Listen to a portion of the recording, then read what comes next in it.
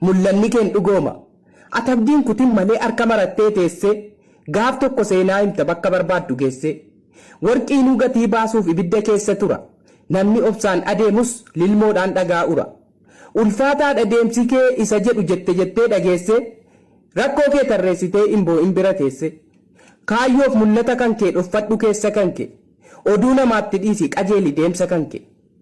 Yaada namaan of dhadhee of hin naannessin mataa. Namni daandii milkaa'inaarraa miila dha'ee si gata.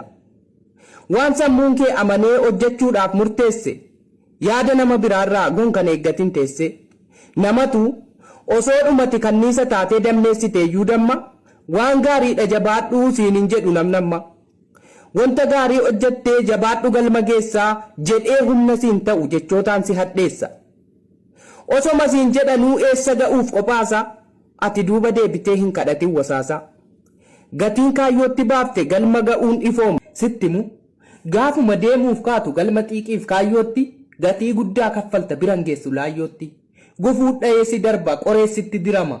Daandii sitti cufuudhaaf baalaaf mukki cirama. Wanti yaadde fagoodhaa atoon qaqqabduu sobaa. Waan siif hin danda'amneef maaliif danfi kee cophaa. Dhiisi hin eegalinii ammumaan biraa hafii. Addunyaa yartuudha mataa kee nagaara fi jedhee warra si gorsuuf ijaaf gurra kee cufi.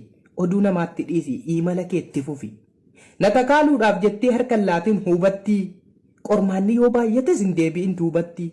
Erga ofitti amantee baafattee karoora kee hanga galma keessutti itti fufi joora kee.